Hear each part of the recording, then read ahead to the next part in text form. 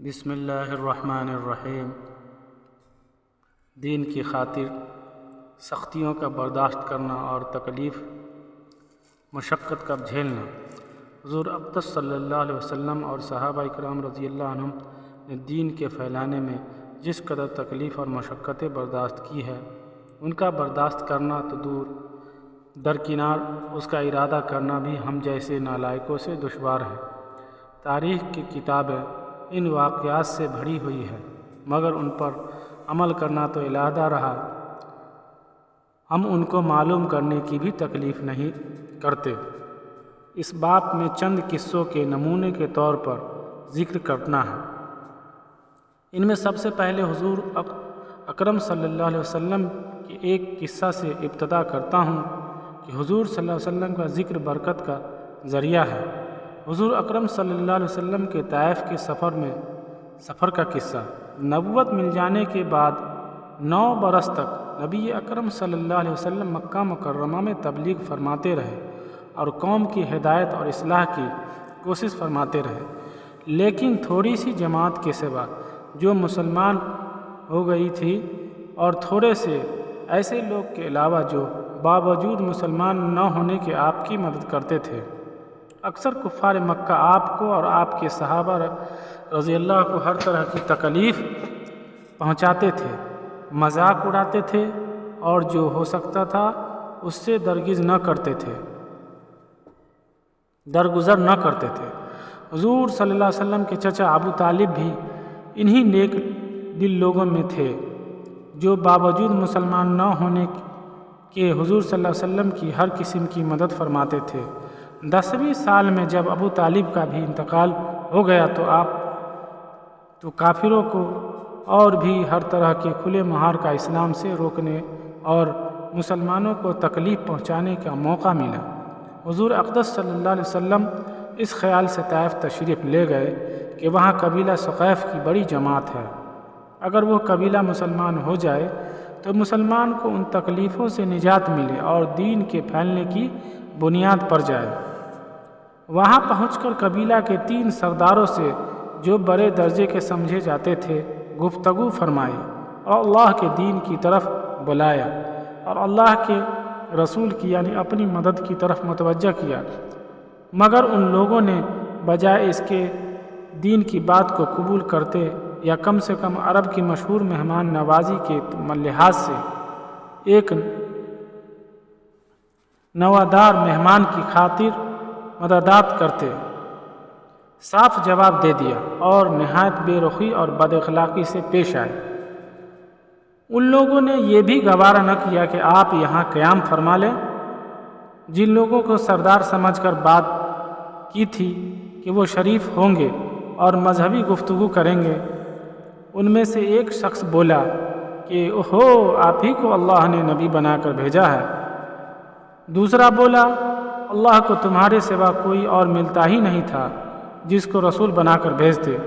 تیسرے نے کہا، میں تجھ سے بات کرنا نہیں چاہتا، اس لیے کہ اگر تو واقعی نبی ہے جیسا کہ دعویٰ ہے تو تیری بات سے انکار کرنا مصیبت سے خالی نہیں، اور اگر جھوٹ ہے تو میں ایسے شخص سے بات کرنا نہیں چاہتا، نعوذ باللہ۔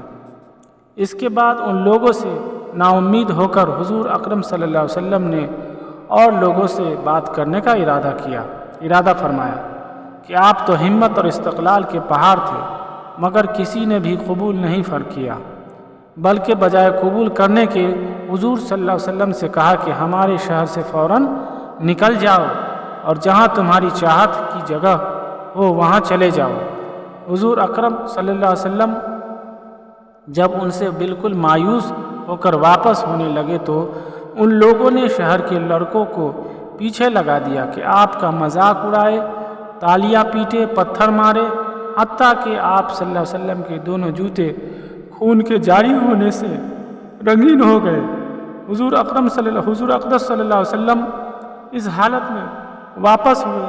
جب راستے میں ان شریروں سے اطمینان ہوا تو حضور صلی اللہ علیہ وسلم نے یہ دعا مانگی، اے اللہ، تجھ سے شکایت کرتا ہوں، میں اپنی کمزوری اور بے کسی کی اور لوگوں میں ذلت دشواری کی، اے ارحم الراحمین، تو ہی ضعفاء کا رب ہے اور تو ہی میرا پروردگار۔ تو مجھے کس کے حوالے کرتا ہے؟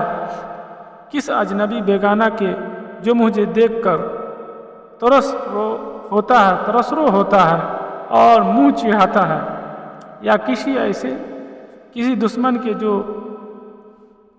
تو نے مجھ پر قابو دے دیا۔ اے اللہ، اگر تو مجھ سے ناراض نہیں ہے تو مجھے کسی کی پرواہ نہیں ہے۔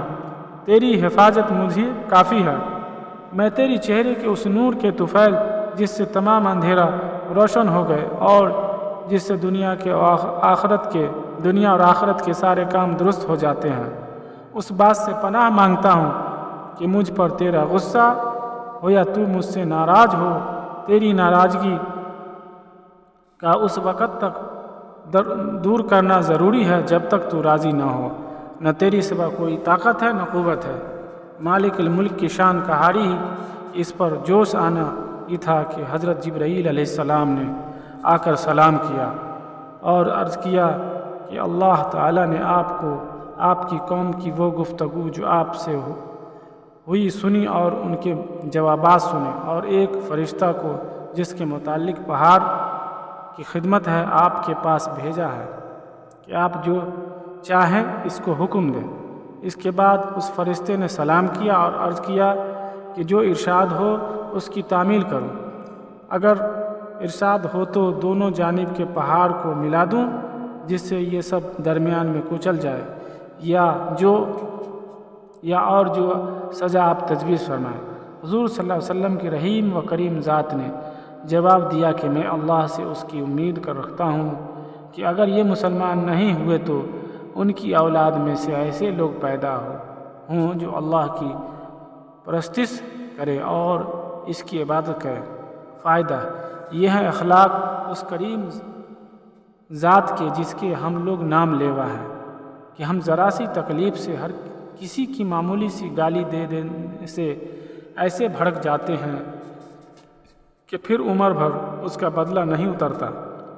ظلم پر ظلم اس پر کرتے رہتے ہیں اور دعویٰ کرتے ہیں اپنے محمدی ہونے کا، نبی کے پیرو بننے کا۔ نبی کریم صلی اللہ علیہ وسلم اتنی سخت تکلیف اور مشقت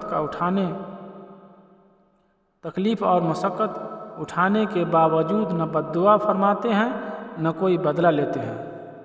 اللہ تعالی ہم سب کو کہنے سننے سے زیادہ عمل کرنے کی توفیق عطا فرمائے۔